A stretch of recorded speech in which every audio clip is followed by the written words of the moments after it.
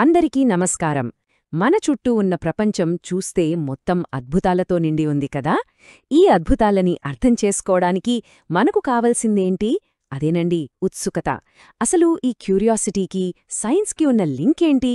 ఈ విశ్లేషణలో అదే తెలుసుకోబోతున్నాం. ఎప్పుడైనా రాత్రిపూట ఆకాశంలోకి చూస్తూ అసలీ నక్షత్రాలు ఎందుకిలా మెరుస్తాయని ఆలోచించారా?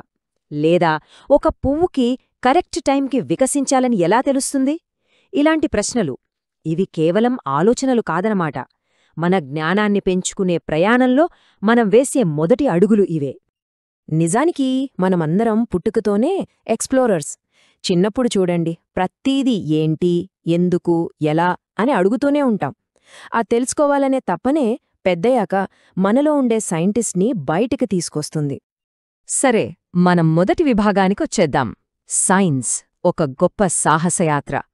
ఇక్కడ మనం సైన్స్ని ఒక సబ్జెక్ట్లా కాకుండా ఈ విశ్వంలో ఉన్న రహస్యాలను తెలుసుకునే ఒక అడ్వెంచర్లాగా చూద్దాం. అసలు సైన్స్ అంటే ఏంటి? చాలా మందికి గుర్తొచ్చేవి కొన్ని ఫార్ములాలు, కొన్ని నిజాలు. కానీ సైన్స్ అంటే అంతకు మించే.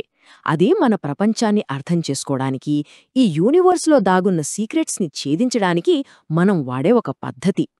సింపుల్గా చెప్పాలంటే, మనం ఏమి ఆలోచించాలి అని కాదు, ఎలా ఆలోచించాలి అని నేర్పిస్తుంది సైన్స్.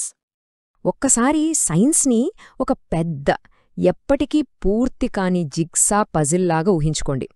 ఆ పోలిక సైన్స్ అసలు స్వరూపాన్ని పర్ఫెక్ట్గా చూపిస్తుంది. మనం కనిపెట్టే ప్రతి కొత్త విషయం ఆ పజిల్లో ఒక కొత్త ముక్కను పెడుతుందన్నమాట.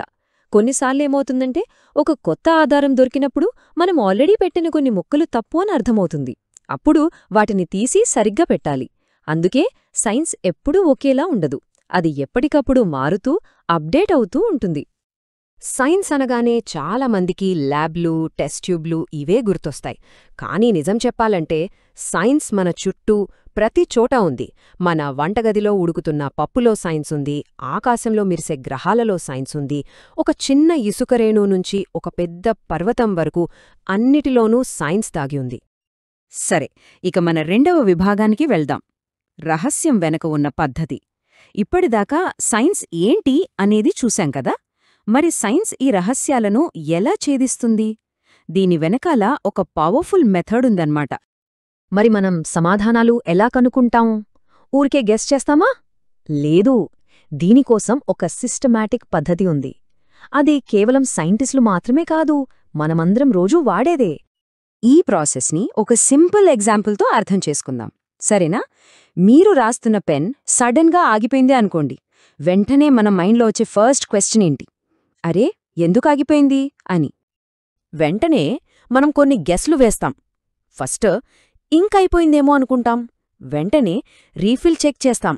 ఒకవేళ ఇంక్ ఉందనుకోండి, అప్పుడు మన నెక్స్ట్ గెస్ ఏంటి? బహుశా ఇంక్ గడ్డ కట్టుకుపోయిందేమో అని. దాన్ని టెస్ట్ చేయటానికి ఇంకోలా ట్రై చేస్తాం.